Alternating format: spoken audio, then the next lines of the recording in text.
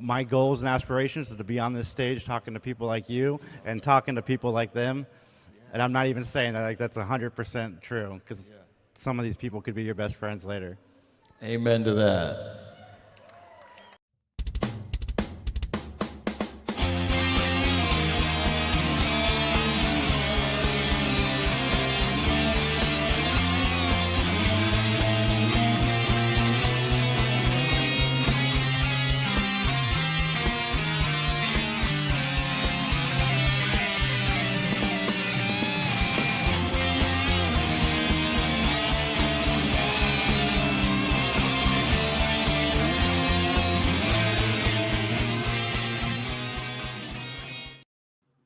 What is going on, everybody? I chose that clip for a reason because the only reason I know John and Liz is from doing podcasting. So how are you guys doing today? Doing pretty good. I'm doing well. I like that shirt that you had on in that clip. Oh, thank you. Yeah, Autumn bought that for me. It's my Santa Claus shirt. I'm going to have a whole wardrobe for the next one because I wore that shirt all weekend. I just took it off when I wasn't doing stuff. Did you yet carry a little bottle of Febreze just to spray it real quick before you put it back on? I mean, I had cologne and deodorant, John. Oh, okay. I'm not a monster. Well, that and remains... I showered. Oh, okay. There you go. I was going to say that remains to be seen. Did you shower? And you beat me to it. Okay, so you did at least take a shower. I did. I am so glad to be here talking to y'all. Liz got me watching Poker Face. I'm watching it very slowly, not from any other choice, but there's so much other stuff happening with television, and I am digging it. It's so good. I finally just finished season 2 myself. Oh, did you? Nice. I just watched the episode with Harold from Harold and Kumar in it. Okay. Well, I guess we have a quick hello. Justin, can you throw that one up there? Hey, now it is Daniel Snow. Daniel, how you doing, man? Glad that you're checking out the episode. And so, Jason, Poker Face, you've already jumped right into it as to what you're watching. Anything else that you have been watching that you'd like to talk about? I have been, well, since the Hallmark show, I've been trying to keep up on my reviews since I picked up a bunch of followers on Instagram. So I've been regularly reviewing Hallmark movies over there. So I've been watching quite a bit of those. And I'm watching everything. King of the Hill is really, really good. Like really, really good. Dexter has been really, really good. There's a lot of really good stuff happening right now in television. I'm trying to watch it all. I am the opposite. I am watching nothing. It's opera season here. So we have Glimmerglass Opera. So I've been going to a lot more live shows than watching TV. But we did watch Department Q on Netflix, and that was actually really good. I liked that a lot. Well, that's cool. That's cool. It's one of those. It's based on a book. It's one of those like Nordic noir, Stieg Larsson kind of things. But it's a good cast, good characters, good mystery. I did solve it, but only like 20 minutes before they did. So it was a solid show. When you say that you're in opera season, so is it just all operas, or is it operas and musicals, or? So Glimmerglass does their summer festival, and it's 4 shows. They do typically 3 operas and like a crowd-pleasing musical. Okay. So this year it's Sunday in the Park with George is the musical, and then they're doing a couple of big operas and a couple of lesser-known operas. Okay, cool. Let's see. Do I dare say the hot take? I guess I will. I finished Andor, and I did not like it. I don't know. I don't know why I'm the only person on the planet that doesn't like Andor, but I don't get it. I watched season 2. I thought it was worse than season 1. That's that old man in you, John. It probably is. It probably is. Star Wars. Is this what the kids are watching? The Star Trek Wars, or the Wars Trek Stars, or so yeah, that I finished. I will plug it here, and I know it's going to sound funny, but I was clued into a very funny movie that came out in 2022. Anyways, it is streaming on Tubi now. It is a silent film called Hundreds of Beavers. Now, allow me to give you the plot. It takes place in the 1800s, and it's about a gentleman that wants to marry a daughter of a merchant, but the merchant says, you have to go get me 100 beaver pelts. And so the whole film is, and it's done in a very stylistic kind of Charlie Chaplin silent film style. It's really well done. I enjoyed it. It was fantastic. So if you got a few, my only gripe maybe could have been 20 minutes shorter. It's almost 2 hours, and I'm like, for this type of comedy, 90 minutes would have been great. But I highly recommend it. Nice. I will check it out. I do like Charlie Chaplin silent films. Yeah, it's very well done. Like, I won't spoil one of the funnier parts of it, but we'll just say when it comes to the animals, they take a unique spin on how they represent the bunnies and the squirrels and the beavers and the wolves and whatnot. So, yeah, Google the trailer if you're interested. Have we talked about this? That Jamie Lee Curtis is playing Jessica Fletcher in Murder, She Wrote? We have not. I'm excited. I think that's great casting. Is it a movie or a TV series? I hope it's a TV series. I think it's a movie. I don't know, to be honest with you. I don't know if it's a movie or TV. I didn't read to see. I think she's right. I think it is a movie, but that'd be fascinating if she did it as a series after the movie. But is it a theatrical movie or is it like a made-for-TV movie? Probably theatrical. She's on a rise right now. Yeah. So, all right. Are we ready to talk about this episode of Matlock, folks? We are, because apparently I missed a huge plot point in this. Yes, you did. So a couple of things here real quick. First of all, the episode that we're going to be doing is a little bit different. And for those folks that have been with us since day one or joined us more recently, we try to keep the show rated PG. And we do that by, kind of being a little bit more coy when we're talking about certain subjects or not cursing or whatnot. There are some topics for this episode of Matlock that we're going to try our best to keep PG, but no guarantees. So the bottom line is we're not trying to offend anybody. We're not trying to make anybody uncomfortable. But this is what the subject matter is for the episode. And so with that, the episode that we're looking at is The Assassination.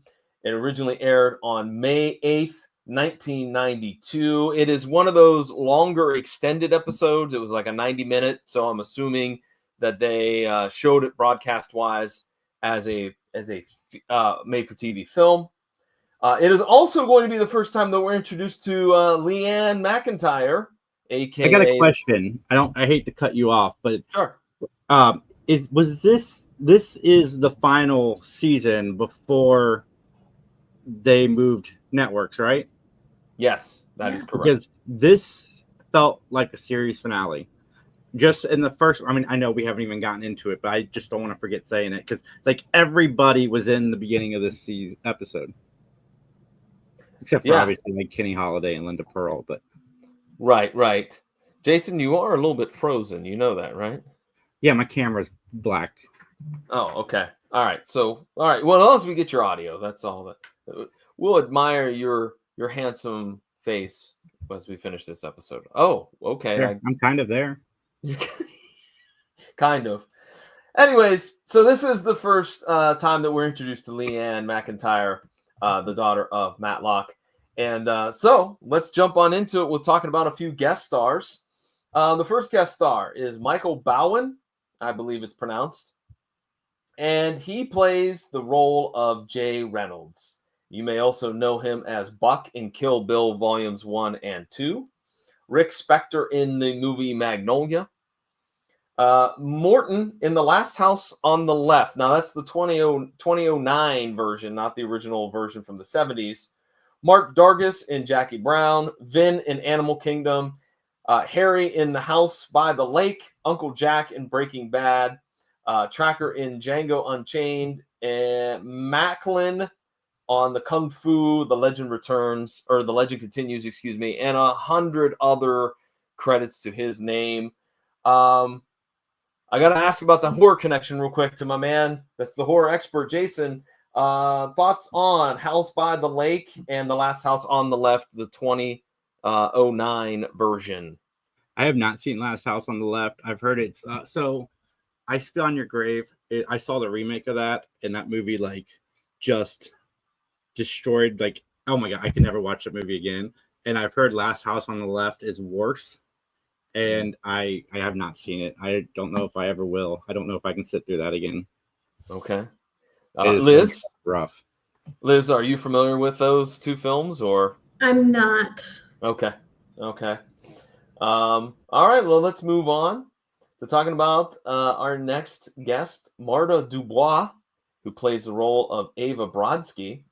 You may also know her as playing Michelle Hune on Magnum P.I., the original series, not the newest one. Princess Koji on the Tales of the Golden Monkey. She played Bobby Candina, on the A-Team. She was Sergeant Roberta Hanson on all the McBride TV movies. And I think that,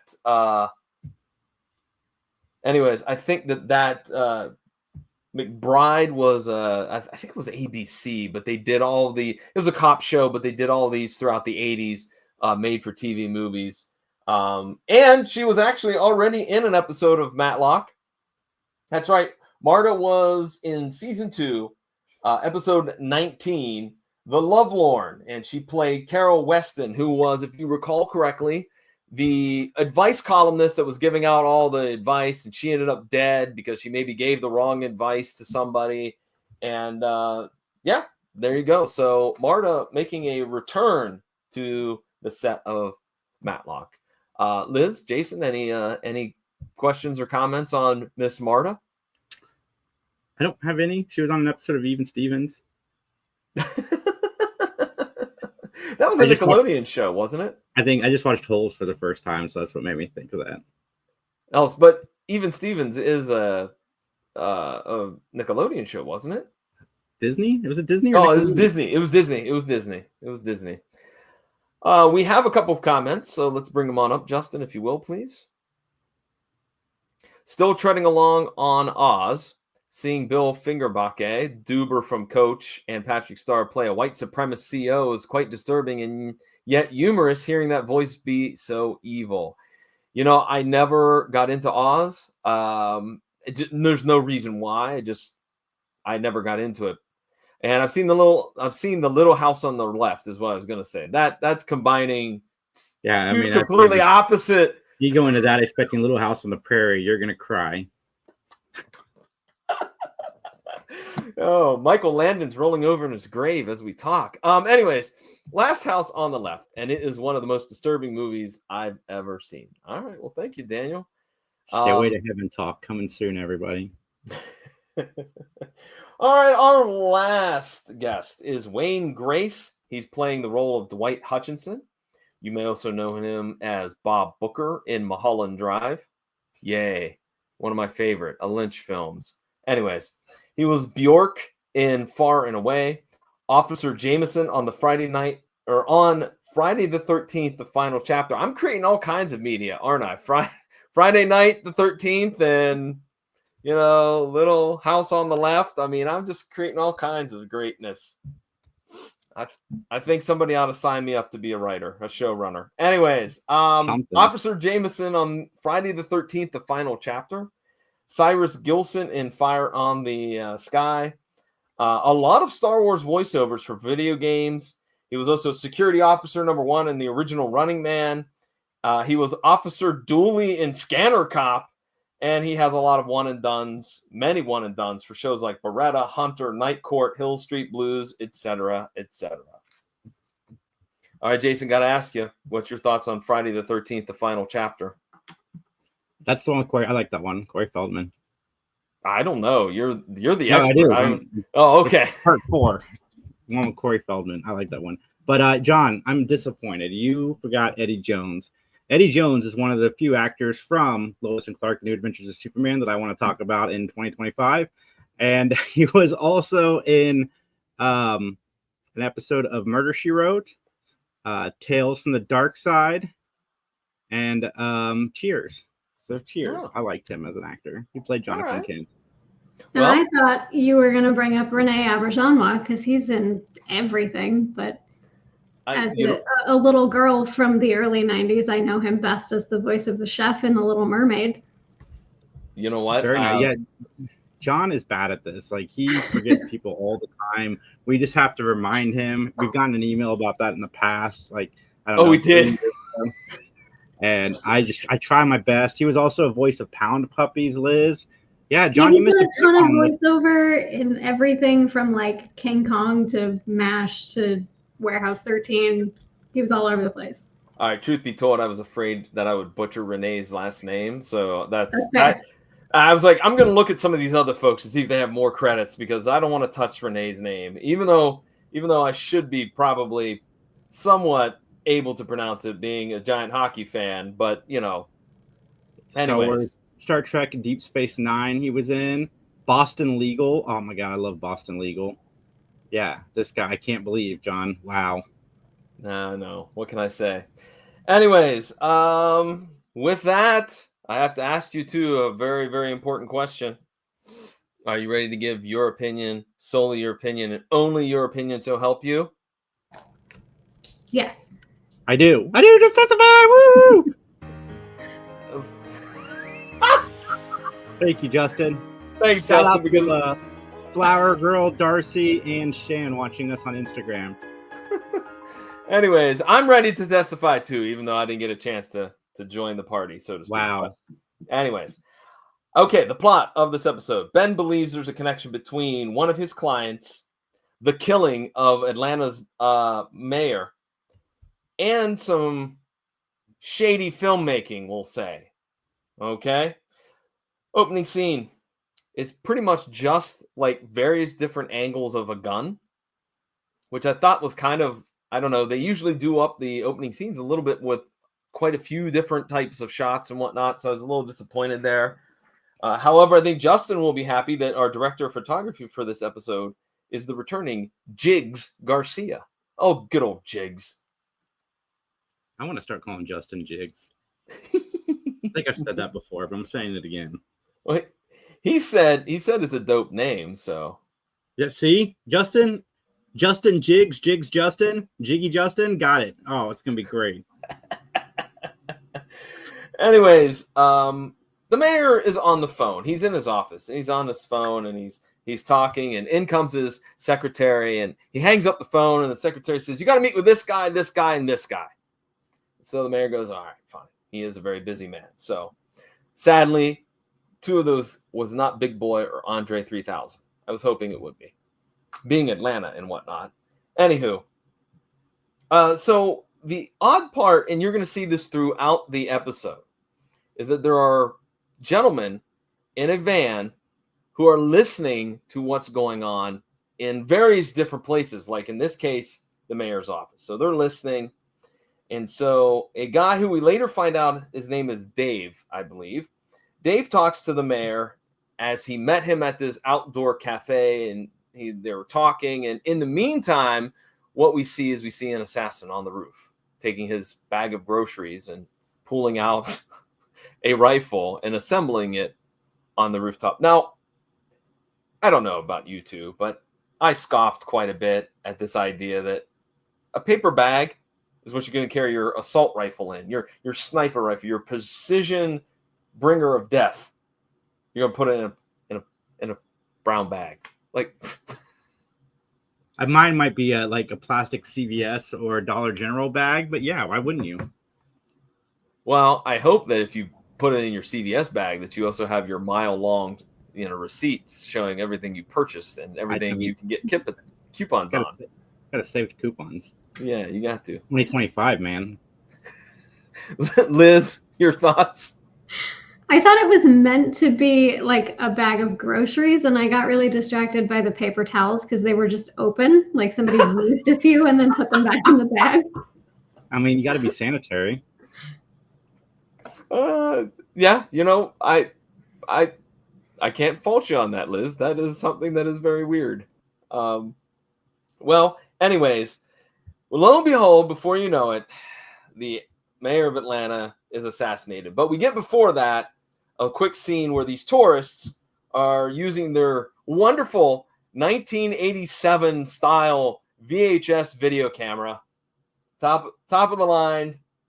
I believe it was a Sony, but anywho, and they're taking all kinds of videos around this little plaza, including one of the mayor, because the wife is so impressed that, oh my, there's the mayor.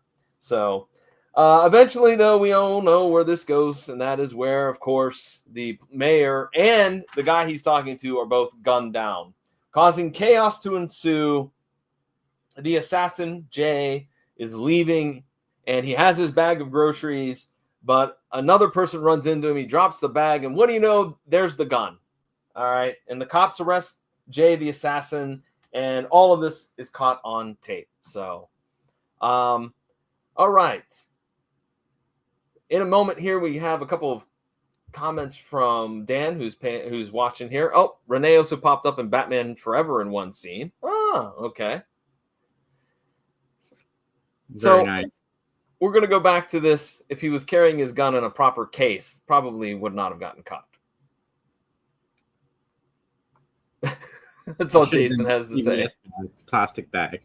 Or hide it in the paper towels. That's what it was for. Unroll all the paper towels, and he could just carry all the paper towels. Yeah, absolutely. Or wrap your receipt around it. Camouflage, Phil. All I can think of is, what if you had your gun, your sniper rifle, disassembled, and you're going through Costco? No, excuse me, I have to see your receipt, please. What's that? Yeah. One second. I have it wrapped around my gun. There you go. At least nobody touched the body. Yes. Now, this next scene, I was a little bit confused at first. It made sense to me later, but there's a meeting of a commission to find out who killed the mayor. And so this takes place a few, I guess you could say, weeks or months later. It happens later in the timeline. All right. Which I'm going to talk about this timeline. There's some things I have some issues with. But nonetheless, everybody in the commission says, all right, look, Jay Reynolds did it. But one guy, Judge Arthur Eller thinks that he's got some wacky conspiracy. Like, well, if he was going to kill somebody, why would he kill them in the broad daylight? Why would he blah, blah, blah? All right. And so the other members are like, dude, you don't know what you're talking about. No idea. So we get to a scene where Ben is in the courtroom. He's in front of Judge Eller, defending his client. And he gets angry. And we all love angry Ben here. But he gets very angry at a judge's decision. And so Ben is held in contempt of court. Thought? What a way to start an episode. Here's my question, and it came up a second time. I don't know this. I don't know the law very well. Can't you get bailed out of contempt? Because isn't it just another charge? I don't know. Let's go to our legal expert, Liz. I have no idea. That's a good question. Yeah, I mean, like, unless it's specifically, like, the only thing I could think of this morning when I was watching this is maybe contempt of court is only for lawyers, in that that's their kind of, like, you can't screw around, like, that's their punishment. So, but other than that, I'm like, why didn't somebody bail Ben out? Like, maybe they want him to stay in there. What? He's also so cheap that he'd probably be like, no, it's fine. Yeah. I'll spend 3 days in jail with this guy that murdered 3 people. Yeah. His daughter didn't seem in a rush to get him out of there. No, she did not. Absolutely not. But before we get to that, hey, let's go to the judge's house, Judge Eller. And Judge Eller is kissing a woman that we don't know who it is, but later will be revealed to be Ava Brodsky. There's a knock at the front door. And the cops are there, and they say, Mr. Eller, Judge, we have a warrant for your arrest. And he said, what for? We have a warrant for your arrest for sexual assault. So then we go to a scene where Ben is in jail, and lo and behold, here comes Leanne. And at this point, some random notes about the dialogue that they had. Leanne is married. She's married to her husband that's a lawyer up in Philadelphia. She's living in Philadelphia as well. They kind of reconnect a little bit. She doesn't bail him out or even goes to see if she could bail her dad out. Anyways, but yet claims that a lot of people know her at the courthouse from her days as a prosecutor. So I'm like, okay, all right, whatever. And so basically they're going to have breakfast tomorrow. So this is a different daughter. So Leanne and Charlene are he wasn't very creative in naming his children. That is correct. Okay. That is correct. Liz, did you have a comment? My only note for the scene was that the dialogue is kind of awkward and she calls him dad like a million times. And I wanted to know if that was so we forget that she was trying to seduce him as a different character like 2 episodes ago. Yeah. Yeah. I thought about later in the episode when I was taking notes, I'm like, oh yeah, I remember that really weird and icky episode where Bryn Thayer was the gold digger. I mean, I say dad every 2 seconds. I talk to my father. Really? Yeah. Hi, Dad. Okay. How, Dad, are you, Dad? Okay. Did you you don't? Okay. Did you have a nickname for Dad? Did you call him Pops? Who, me? Yeah, you. I called him Dad. Okay. Liz? No, I don't have a dad, so I'm out of my depth here. Oh, okay. Okay. Yeah, I got Dad because my father would not tolerate that Pops silliness. That was like, no, you're calling me Dad. So, anyways, all right. Let's hear from Dan as he's got a comment here real quickly. So, Justin, if you could bring that up, please. Contempt of court is a magistrate charge, so you could easily be bailed out. In fact, depending on the judge, you might even be let out on your own recognizance. Well, thank you. See, I thought. Now, Ben's friend just left him in there. They needed a break. Do The you hot think dog maybe... guy was out of hot dogs. Like, he just needed to be in there for a day. Let the world around him reset. Well, you know what? I would have loved the scene like 3 days later, and Michelle's like, "Where is Ben? Conrad, have you seen Ben? Where is he?" Anyways, let's get back on track here, because Conrad's going to show up in the next scene. Conrad, Ace, Michelle, Julie, they're all at Ben's house to welcome him home from the clink, and also to meet Leanne. And I wrote down, somebody has a key to this house, right? Oh, no, I forgot. No one locks their doors, as that will actually be pointed out later in the episode that no one locks their doors. John, I don't know how many times I have to tell you this. Atlanta is the safest spot in the United States of America, and there is no reason to lock your doors. Sure. I mean, unless you're living next to Ace Calhoun. That's probably the most unrealistic thing ever. Because he is in this episode, because everybody's in this episode. Everybody. So here we go with a little bit of social commentary, if you will, for the episode. There's a lot of shame kind of thrown on Leanne because everybody wants to know, oh, you're married. Oh, do you have any kids? No. Oh, it's a shame. You should have some kids. And it goes on and on and on. And I don't know. I don't know how to take this concept. I guess maybe in 92, this would have maybe been something that happened, but it's still kind of repulsive. Liz, what do you say? No, I hated it. And I hated that they gave that line to Julie because I don't think she would say it. And she's the last person who should. They're kind of in the same boat. Yeah, agreed. I never thought of it. Hidden somewhere. What'd you say, Jason? Julie might have a child hidden somewhere. That's true. As far as we know, she's childless. I mean, right. I was gonna say, like, people that have kids are always trying to bring more people into the cult. But you're right. Julie saying it is weird. Yeah, and I never thought about it, Liz, but you're right. She basically does not. She lives in a glass house. She should not be throwing stones. Yeah, I wish this wasn't the last episode with her for a while. She comes back in season 9. But And I wish this was a show that had character development, because I think exploring the relationship between Julie and Leanne would have been really interesting, because they are similar in a lot of ways. You're right. And there Go are ahead, some Jason. things in this episode that I thought were done really, really well, and I think they would have been done a little bit better had it been like Linda Pearl's character returning, but we'll get more into that in a little bit. Look, I have to say right now, I think there is a lack of character development in this episode because, and I'm going to say it early because this is one of my gripes, there's like going to be people that are listening or watching, there's going to be like 3 separate storylines in this episode that don't make sense and they don't connect. They make them connect, but not really. So it's aggravating. Dan, we have a comment from him. Could we bring that up there, Justin, if you don't mind? Les was supposed to bail him out, but he spent the lady on the, on the ladies. I mean, that is facts. That is facts. But I was gonna say, I forgot what I was gonna say. I had a whole thing, and then I'm like, I got to play this picture now. It fits, and then I totally lost it. Thank you again, Justin, for that wonderful photo.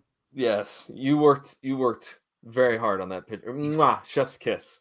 Michelle and Conrad, they dropped the dime on the judge to Ben. They go, hey, did you hear what happened to Eller? Oh, I don't care because he should have. Says grumpy Ben. He got picked up for assault. So then we cut to a scene. Sorry, John. I do remember what I was going to say. That's the general problem with shows like this from this time, is the lack of character development, because it's not just in this episode, it's character development throughout the course of the series. Like nothing ever changes and nobody ever really grows because it just resets to the next time.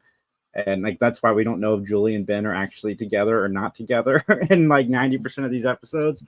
But yeah, that's it. Well, we need to talk more about the love life of Leanne, because Ace and Leanne are talking, and he talks about marriage, and then he talks about having kids, and he just won't let go of the darn kids and having babies and all that jazz. And so Leanne starts to turn the tables on him, which I like this. This is exactly what should happen. This happens all the time around the holidays or whatnot with family. I'm sure of it. Like you turn the tables, and Leanne starts asking Ace about his love life. And this is a good use of Don Knotts. I liked him in this episode. Also, shout out to Tennis Pink and Marilyn Powell.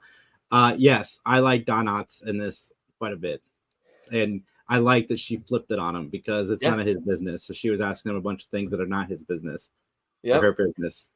Right, like you have a girlfriend that's in your age, younger than you. I would have gone worse than that. I've been like, so do you wear diapers yet? Do you have a feeding tube? Does somebody have to change you daily? Do you sleep in a litter box? Like those kind of questions. But she kept it classy. Yeah, but Ace got very offended when she was like, "Well, do you stay over at your 39-year-old girlfriend's house? And what do you do when you stay over, huh?" And he was highly insulted by that. But I applaud Leanne. Bravo. Good job. Liz, did you have any comments on this this discussion piece? No, I liked that she turned it back on him. I'm also glad he didn't actually answer any of those questions because I don't want to know. I do.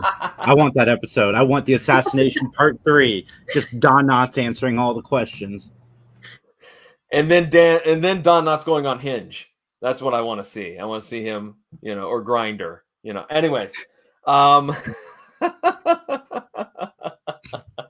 Sorry, folks. We said we were going to try to keep it PG. That's my bad on that one. My bad on that one. I'm sorry. Justin, can you go ahead and throw up that hello? What is up, Corey? Hey, Corey, what's going on, man? Just crossed 500 subs. Everybody go check out Wilkie's Movies and Music on YouTube. Let's get him to 1,000. So Judge Ellis shows up at Ben's home, and he wants Ben to defend him, and Ben's like not having it because he's still mad that he put him in contempt, but also, just he gives him the ickies, if you will. So the judge, he gives the details about the night in question. He claims that there's, this was an invitation. He went out with a woman. They went back to his house. Nothing really happened, et cetera, et cetera. She's claiming other weird things happened, such as the fact that the judge dressed up in a cowboy costume, and that there was some things maybe with tying people up. I know this is a different era, but is really dressing up like a superhero or a cowboy or whatever, is that really a big, like, kinky thing to do in 92? Like, I don't know. Like, to me, that I'm just gonna say it, to me, that doesn't sound like it's that, like, It's kinky. Like, because it's a you little, live in the era of furries, John. Yes, right, back you're then right. it was. You're right. It's just You're a thing that I don't think people talked about. It wasn't as people weren't as open as we are here in these good old days. Yeah, I think I definitely agree with you, but that thought went through my mind. Like, this isn't really kinky, I guess. I mean, I don't know. Like, it was this weird area where I was like, I know it's the time frame, and you're right. We have a different society where we're more open with sexuality and whatnot. But I did write down. I did write down. Is this kink shaming?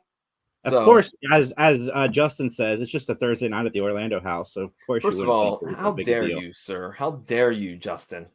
How dare you make that accusation? Come on now. Anyways, Judge Eller does have a shaky alibi, by the way. We just forgot to throw that out there. And then Leanne and Ben argue about Leanne taking the case because she's going to do it because she thinks he's innocent. Yeah, he might be a scumbag. Yeah, he might be a little bit twisted in that. But Conrad interviews a bunch of kids at the makeout place. This was not weird at all. I mean, hey guys, what are you doing?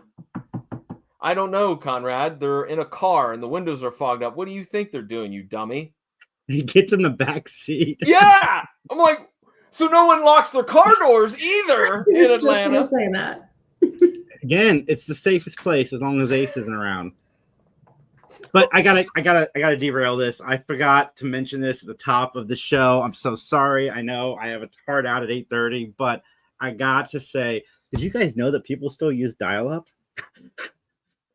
There was a thing that came out that AOL is ending their dial-up service next month, and I didn't even know that was a thing. Now I want to go dial into AOL and see what it looks like. Yeah, I saw your post about that, and I'm like, huh. I mean, I guess that would make sense because there are parts of the United States where internet is not that great. So, I mean, maybe that's the area that has dial-up. I don't know. It just blew my mind that dial-up still existed, and not only dial-up, but AOL dial-up. Yeah. I just want you to know, Jason, that the thought that went through my mind just a few moments ago was when you said Ace. How awesome would it have been if Ace was dispatched to the makeout place to get information from that? Hey, what are you guys doing? Well, shiver me timbers. This is what me and that 39-year-old do on Tuesday nights. Oh. Anyways, we go to the courtroom and we get a quick cameo of Daniel Roebuck. And we do. Yeah. Yeah. And he is the prosecutor. He has a young lady named Lydia on the stand, and she, again, talks about what went on that night with the judge and his cowboy and all that jazz. Ben interviews a gentleman named Eddie, and he puts him on the stand. And basically, Eddie says, "Oh yeah, I saw Judge Eller. I saw him." And then there are pics presented into evidence of Judge Eller in his Lone Ranger outfit. However, in a meeting with the judge, the pictures get thrown out because the judge is like, "Look, that's." I forget what legalese they use, but it was like, you can't use them in court. They were discovered after the fact. There's no picture of Lydia. It's just a picture of him. That picture could have came from anywhere, et cetera, et cetera. So the Judge Eller, is found not guilty. But Ben's not having it. He confronts Judge Eller. He says, you bribed that kid, didn't you? You were not there at the lake.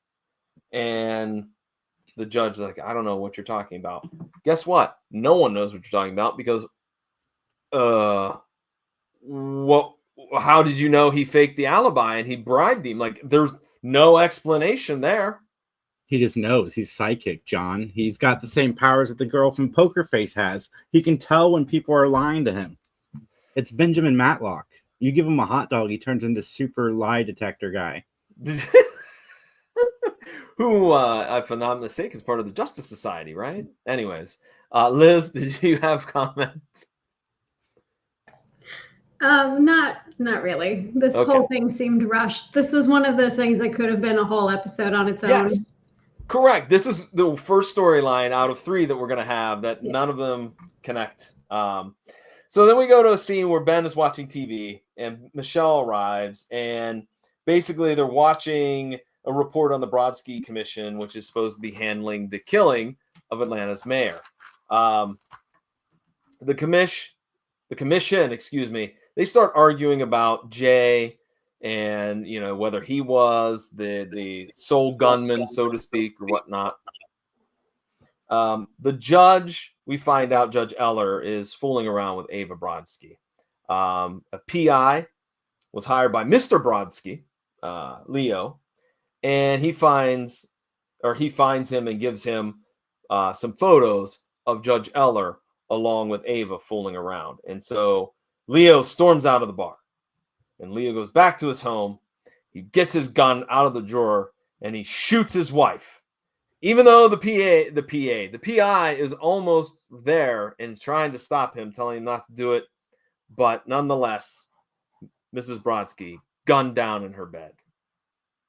Dan, you have a comment? Go ahead, if you don't mind, Justin, and bring that up, please. Rest in peace, Mrs. Brodsky. I'm convinced that Ralph Furley could have been less under a different name. Could have been. Could have been. Okay, this whole I'm going to go home, get my gun, and shoot my wife storyline also doesn't really jive for me. Like, it doesn't connect. Like, I understand that you're trying to make this a more, like, as I wrote down, twisty and turny, kind of all these surprises popping out at you. But this, like, I don't understand why they had this in here. Could you got any thoughts, you two, Liz or Jason? I'm just surprised they did an autopsy. Like this guy obviously really wanted his wife dead. He poisoned and then shot her. But spoiler alert, sorry everybody. But like, I'm surprised they would do an autopsy to find out that it wasn't the guns, because the guns seem obvious and the other just seems like a waste of time. Liz, do you have any thoughts? I just want to know why we always jump to murder. Like, that's people first. Like, divorce, I get it, is more expensive, but it's probably easier. Good point. I mean, it did seem overkill to me too. Like, why not have a scene where they go home and they argue and fight and somebody leaves, and then like you could build on that. But again, that would mean that you would have to have this storyline as a separate episode as well. And you could build to where they end up getting murderous. But I don't know. No, I got to go straight for murder. There's no conversation to be had. I mean, it does make sense later when we find out what actually happened. Right. But... Well, Ace returns Ben's weed whacker. And then Leanne tells Ben about what happened between her and Ace, because as soon as she starts coming into the kitchen, Ace hits the back door. He's like, I'm out of here. Still probably embarrassed over the conversation they had. She's going to ask me more personal questions. I gotta go. She doesn't need to know my blood type. So Ben gets a call regarding Ava's killing. So at the police headquarters, Ben is interviewing Leo, and Leo's off the hook. Why? Because his wife was already dead before he shot her. I somehow don't think that you're off the hook, like free and clear, even if that was the case. He still tried to kill her. You're right. Even if he was late, like, I don't think being tardy is going to stop something from happening. I assume that if you pull a gun and the gun jams and the projectile's not fired, you're still in trouble for pulling a gun on someone. All right, let's hear what Dan... If he's that quick to shoot his wife, then who knows what else he's going to do to somebody else in the future. Like, no, you can go, man. You didn't do it. You're bad. She was already poisoned. You couldn't have done anything. Just go home and take a Valium and relax. Well, they reveal that there's a Not glass. With lucky she died before you can kill her. You're free and clear. That's basically what Matlock tells him too. Yeah, absolutely. Oh, you'll get hit with maybe abuse You of a lucked corpse. out. Abuse of a corpse? Isn't that still a felony? I don't know if I want that on my record. Anyways, there's a glass with the Judge Eller's fingerprints all over it. So they feel like they have their man. So we go back to Ben's house, and he's cooking meatballs and spaghetti. And of course, Leanne adds more oregano to it. The judge shows up again. Judge Eller shows up again, and he begs for Ben's help. Please, please, please, please. In fact, Leanne advocates for taking the judge's case. She's like, I'm going to take it. All right, I'm going to take it. You got to trust me on this. It's okay. And all of this interaction between Ben and Leanne is them trying to reconnect, so to speak. But let's talk about it right now. I'm not buying it. There's just something that, to me, and I can't put my finger on it, but there's just something in the way in which the scenes are written that I'm not buying this, dad and daughter getting back together scenario. What say you two? I didn't really not buy it. Liz, any thoughts? I didn't necessarily not buy it. I watched this episode a while ago, and I like Leanne a little bit better this time through, but I have a hard time getting past. She's got this like massive chip on her shoulder about everything, and I have a hard time getting past that. Well, maybe her husband tried to kill her like this guy. Maybe. No, she has the massive chip on her shoulder because the shoulder pads are in her suit jacket. She is nope. rocking some. I do think that the scenes would have played out better had it been, Linda Pearl returning as that character. But I still think. Why? Why do you say that? Because there's history there. We've seen that character before. Okay. Valid point. I'll give you that. But I still think that they did a good job together. Well, we go back to the courtroom where Ben is still kind of mad at Leanne for taking the Judge Eller case. And, despite the fact of that, we go into the courtroom and we see Julie as the prosecutor. And, we go into the courtroom and that Julie is the prosecutor. And then Julie and Leanne have a scene that follows where they're reviewing some evidence. And basically, some of that evidence and theories are that Ava sent the photos due to an argument to try to ruin Eller. The photos were placed in a mailbox. Anyone could have done that. A witness saw Eller at Ava's home. Eller admits to being at Ava's home. So there's kind of like all kinds of evidence that's there. So Leanne ends up following in the footsteps of her dad. And I know many of you might say, did she eat a hot dog? No. Was she cheap on buying something? No. She gets a little testy herself. In fact, she lays down the law to the judge. And the judge, Eller, shows some footage of the mayor's assassination. And basically the theory comes up that someone wants the judge off the commission, and there's this guy that bumped into Jay, and basically, why did that happen? Because it looked like it was done on purpose. And so we go to Commissioner Young. I believe he's the police commissioner Young. He is talking to some random thug about a solution to the problem. And that rando thug breaks into Ben's home as Ben and Leanne are arguing about what we've all argued about. I mean, who had the pig on their television show? Was it the Beverly Hillbillies? Was it Green Acres? I mean, it's an argument I know all three of us have had, probably over Thanksgiving dinner, correct? I mean, yeah, mine's usually Happy Days or Green Acres, but I get it. Happy Days was the shark. Green Acres was the pig. There you go. Yeah, so my point is, too, that I wrote down, nobody bothers to turn on another light. Like, I don't know about you two. When I walk in, I already have one light on a timer. I turn the other lamp on so I have light. And like, no, we won't do that. We'll just let a prowler sneak around in the background. You know what, John? Every time I walk into a room, I turn my light on. Even if my power is out, I still try to turn the light switch. So I get it. Yeah. Well, the thug manages to escape, and then he gets into the van and listens to Ben and Leanne talk about the evidence and the court case and that. So we go to police headquarters where Leanne interviews Jay, and they run down the evidence. And all I can say is Jay is very, very angry.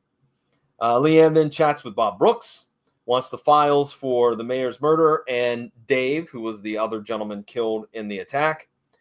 And Leanne finds a butterfly necklace in his stuff. So Leanne then decides she's going to stop by Dave's place. And Dave's roommate lets her in. And they go through his stuff. And they find his secret stash of adult movies. Okay, one thing I didn't think that we would see in Matlock is this topic. I'll be frank and be honest. I mean, yes, we've had strippers. Yes, we've had drug-addicted rock and roll people. We've had a lot, but we haven't had adult films. Jason, do you have a comment? No, I don't. Oh, okay. All right.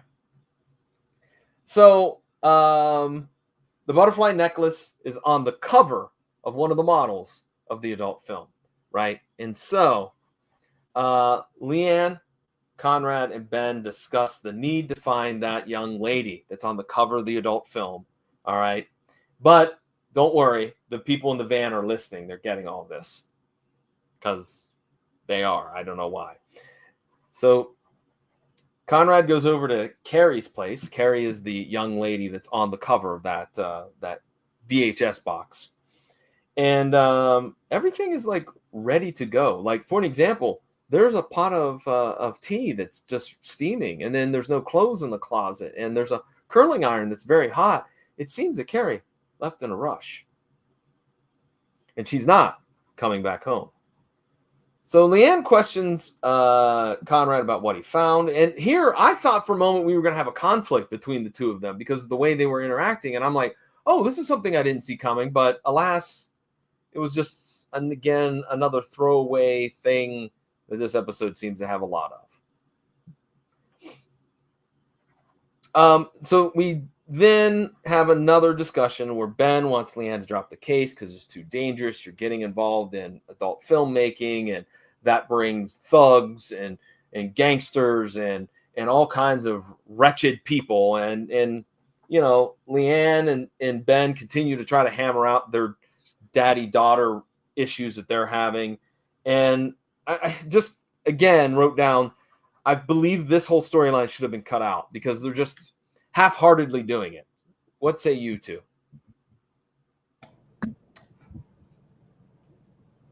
I love that Ben like immediately like pornography equals gangsters in his mind. Yeah, right. And I think they had another, like, one of those other comments that I'm like, I think we're shaming these people for There's again. a lot of shame in this episode. There is. If this was an episode of Sesame Street, first of all, it'd be the weirdest Sesame Street ever. But secondly, And the word of the day would be shame. the word of the day would be shame. Correct. Yes, Yeah. very much so. But wait, folks, it's going to get worse in these next couple of scenes. Conrad's undercover. Now, I love how, like, no one, especially, like, I think this, here's how I describe this. Like, I think Conrad can get away with going undercover and be like, yeah, I did a bank job. I did a bank job with Fat Frankie. Yeah, like, I think he can get away with that. This seems like it's a more sleazy operation, and you would think a sleazier operation would be like, hey, hold on, we're not going to hire you right away. How about a name and an address and some references, please? Because, right? I mean, it seems like it's a serious, like, felony that you're committing here. We'll get into why in a moment. But Jason, you're shaking your head. I mean, is it just so preposterous? They're like, hey, I worked on Big Buddy Balzac's films. Literally, that is the title they gave it in the script. I'm not making that up. Big Buddy Balzac. I'm like, what? Jason? There's no thoughts. I like the name though. Liz? I mean, they hired him to be like a carpenter or something, but yeah, you just let anybody walk onto your set. Yeah, I mean, don't get me wrong, it's equally preposterous than other, but I think that, again, because this is like going to be some really serious stuff here, that you would think that they would be a little bit more, compromising about that. In the courtroom, Michelle and Ben chat about the situation between Ben and Leanne. And then Leanne happens to be coming down the hall, and there's a very awkward conversation between the two of them, including this question: how about those 76ers? Okay, thanks. The NBA thanks you for the cheap plug, I guess. I mean, that was very random. I mean, So you then gotta get your NBA plugs in when you can. I mean, hey. I mean, this show is going to be running on TNT in the coming future, and the TNT played a lot of NBA in the 90s. Do you think Allen Iverson was a big fan of Matlock? Maybe. Maybe. I don't know. He probably wasn't, but Dr. J was for sure. Mm-hmm. Anyways. So we go back, oh God, to the scene of the adult film. Conrad's snooping around the set. He's talking to the hairdresser, who kind of talks about Carrie leaving the country. And, Dave found out about her career, and he's mad about it. And I believe the director uses the phrase, and I swear to God, quote, he says, "Bring out the whips." That's a normal thing to say. Is it though? Like, I'm just like, okay. I guess we're just trying to be as preposterous as we can be with this storyline. I guess I don't know. I mean, they went out with a bang. It's the finale. It feels like a finale. Do you think NBC executives, like, they're screening this going, oh, thank God we got rid of this show. Thank God. Look at how jumping the shark. Matlock's gone dirty. Andy Griffith has lost his mind. He plumb lost his mind. I literally wrote down, thank God we don't get a scene with Matlock in the porn studio, because... Oh my God, I wish we had. Good God, no. No. Oh, no. You missed out, Hollywood. No. You missed out. The director has nothing to shoot because people are not there. Like, somebody's home sick, something else. And then I rewound this part of this scene 5 times to hear what I swore my ears deceived me. But the director says, and I quote, "Where are the kids?" Not on the set. You shouldn't be anywhere near a set of an adult film, dude. So why are you asking about where they are? 5 times. I was like, I heard that wrong. Like, he didn't say that. He said, "Where are the cards?" That's what he said, right? No. Where are the kids? I don't know what more to say.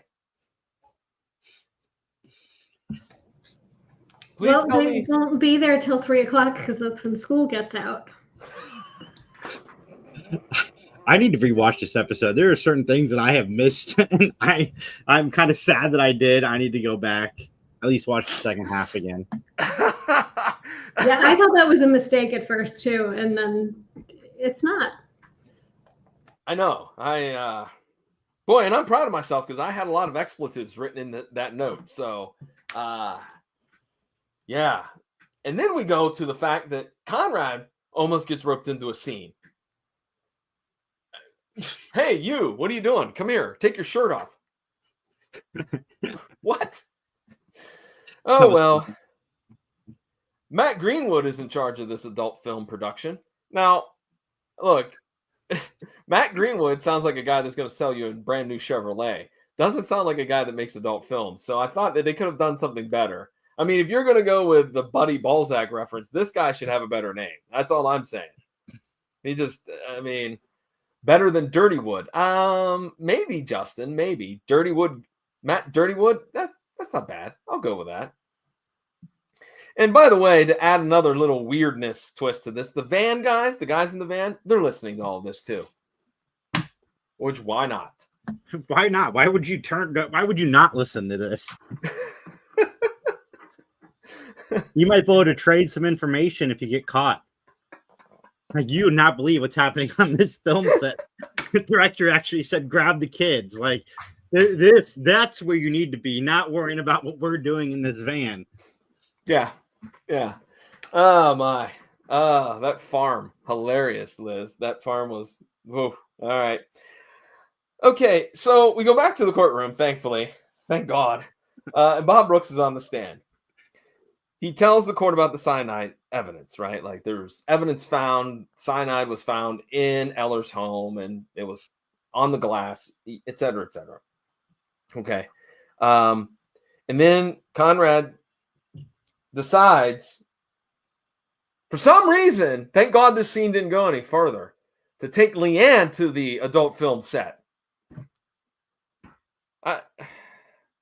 I mean, I guess Andy Griffith was the executive producer of this episode. I think he was like, let's go out with a bang, people. Everything that he shot down probably in production meetings before, he was like, let's do it. Let's just cram it in here. Whatever wacky ideas you have. Well, don't worry. Don't worry,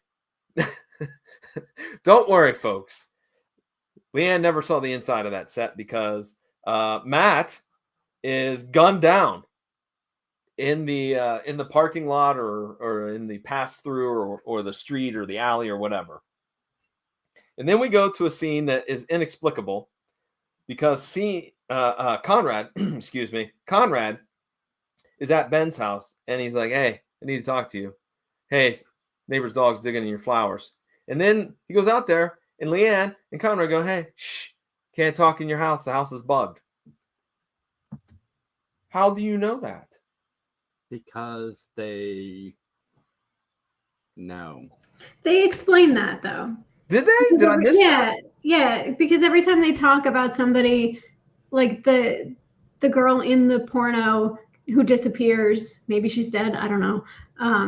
Every time they talk about somebody and then they go there, that person ends up dead or gone. Oh, yeah. Okay, I did forget about that. I forgot about that. Yes, that's okay. Yep, you're absolutely correct on that. That's Sorry, probably it. John.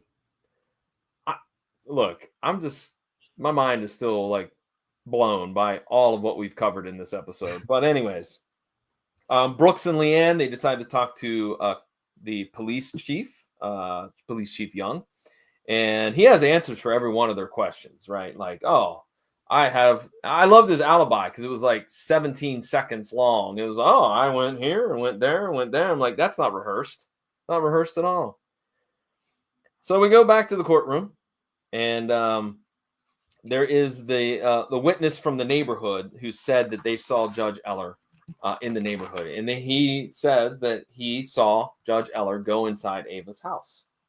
And that same witness says that a few minutes later, after Eller had left, Mr. Young showed up, Police Chief Young. And so then Chief Young is called to the stand.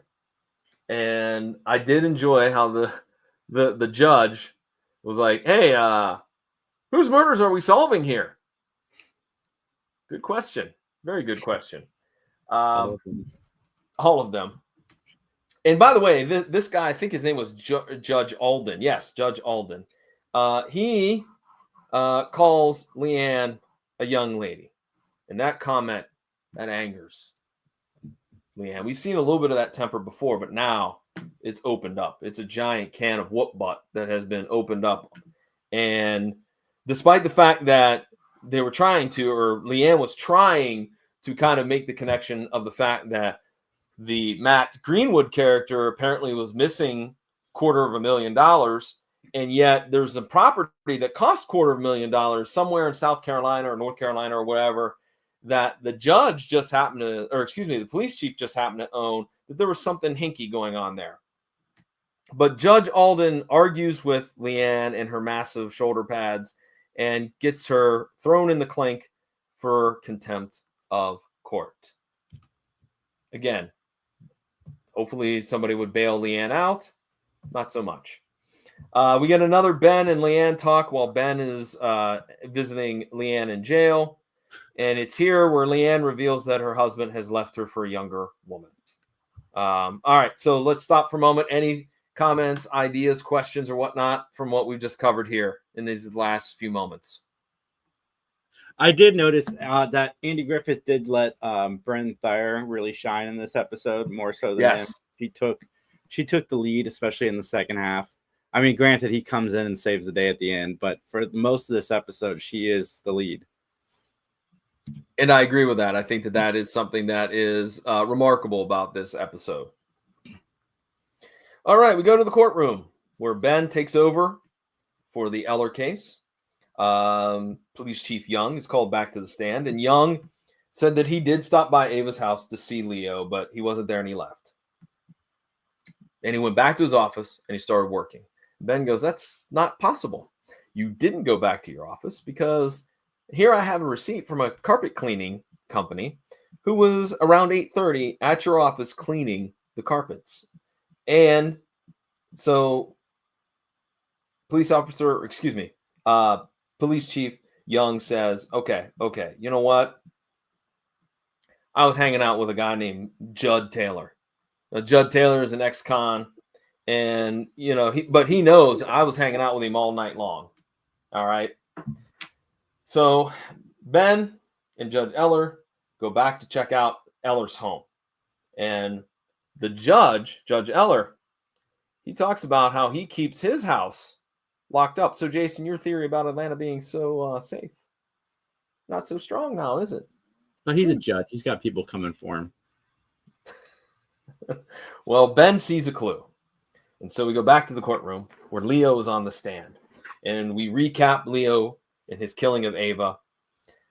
And here's my question.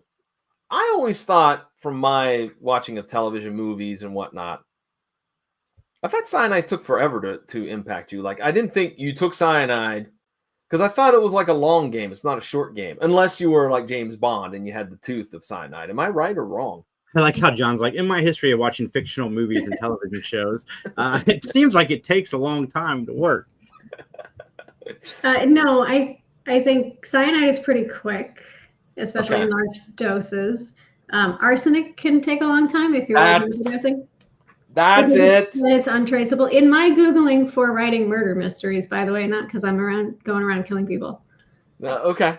All right. That makes sense. It was arsenic that I had. I had those confused. Okay. So cyanide can kill you right away. We're actually losing his alibi tonight. We are. Absolutely.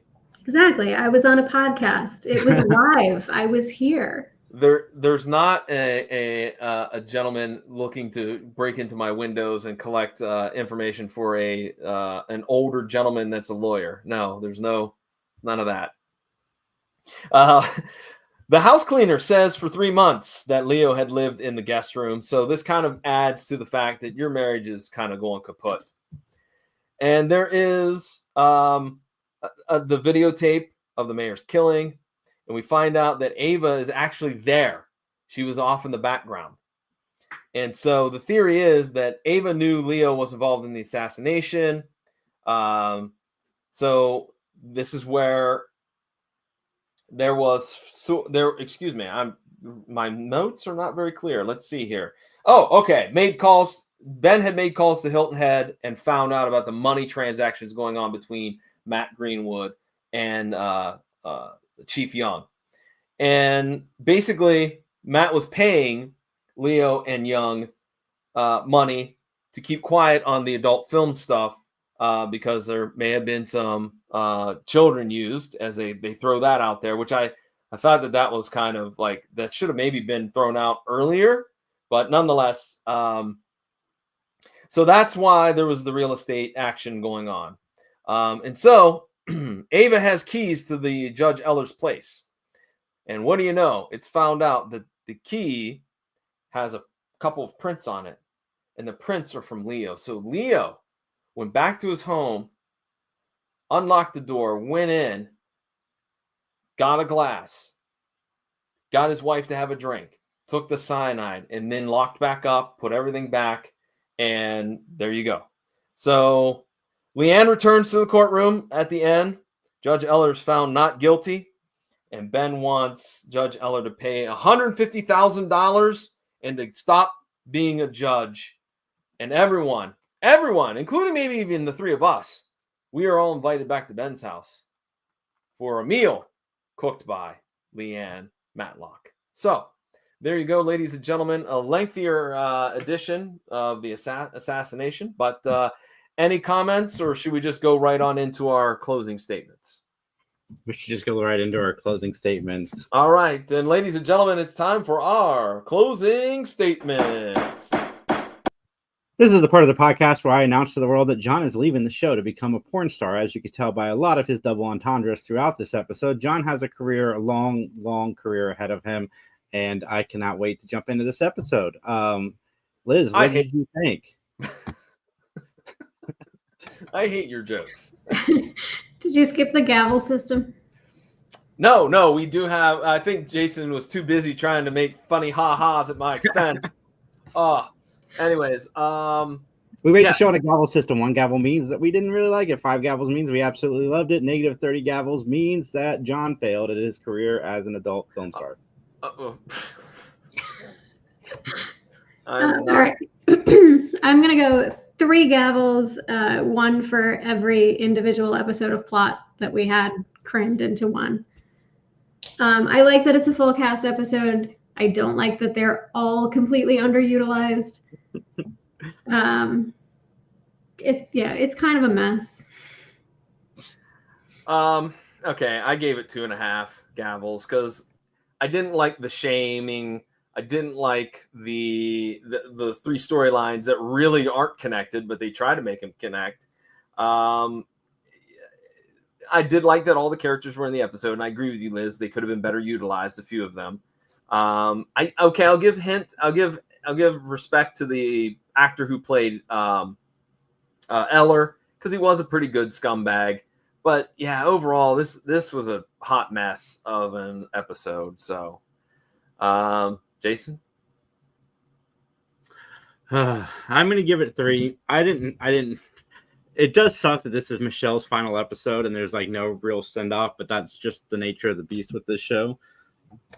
I would be so mad if I was Nancy Stafford and that was my final. Her last line is like, "We could go out to dinner" or something. But see, I don't know, because I agree with what you said, Liz, a couple of episodes ago when we did the Outcast, which is the one about where Ben gets stuck in the podunk town with the Hispanic kid that was murdered. Like, I feel like that was probably the end episode rather than this one, because this one, I mean, if they put this on last as the final episode of season 6, they were on drugs or something, because it's ridiculously awful. No, I agree. I still think The Outcast was meant to be the end.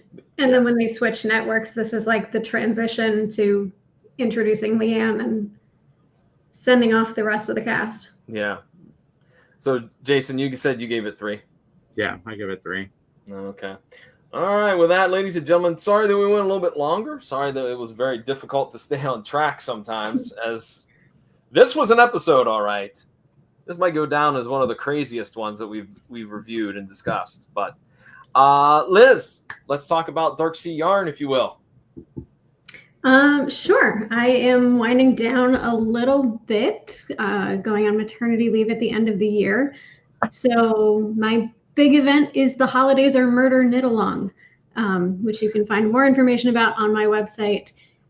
It's going to start November 1st and run through the end of the year. There's a couple of patterns you can choose from. There are a couple of kits you can choose from. I'm going to do a series of newsletters where I deep dive the mystery as a genre, because I do have 2 English degrees that I don't use, and I'm kind of feeling a little bit more like writing lately. So you can also sign up for that if you just want the newsletters and you don't want to do the knit along. You can do that too. That is all on my website, darkseayarn.com, under the page titled Red Herring. Okay, Jason, what's going on with the 3 Geeks podcast? We are doing everything. We are live Saturdays at 7 p.m. Next Saturday, I will be live with Jamie doing Big Binge Watch Lists, and we are just doing everything. Are you sure you're doing everything? I'm doing so many things, John. I am releasing like so many shorts a day. It's exhausting. I know. It is exhausting in the best way possible. You flood my messenger with all kinds of shorts, which you do a fabulous job doing. So keep up the good I work. appreciate it. I appreciate You're it. welcome. Justin, I'm sure, is tired of me saying, please send me something so I can take a break.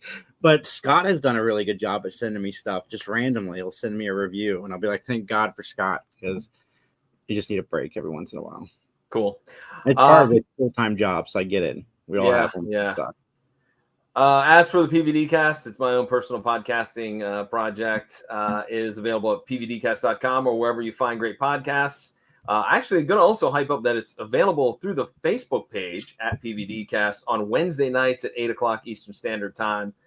And this week we have, of course, the the SummerSlam review show where one half of the pro wrestling pundits, DJ Joey Blaze, joins me to dissect and talk about what went on last weekend for the big summer spectacular that the WWE puts on called SummerSlam. So check that out. Got another cool episode coming up in a couple of weeks. I can't wait to talk about. I can't let it out of the bag just yet, but it's going to be a good one. In fact, we're almost to 500 episodes. I can't believe I've done 500 episodes, but coming up quick on that. So going to try to do something spectacular for that episode. But there you go, pvdcast.com. As you can see, you can follow me on social medias at pvdmvp or at pvdcast. I can talk. And that's it. All right. So Liz, thanks for joining us. We appreciate it. Thanks for having me. You're quite welcome. Matlock Jason? After Dark coming in 3 years. All right, well, Jason, let's get on out of here. As they say in court, Nothing further.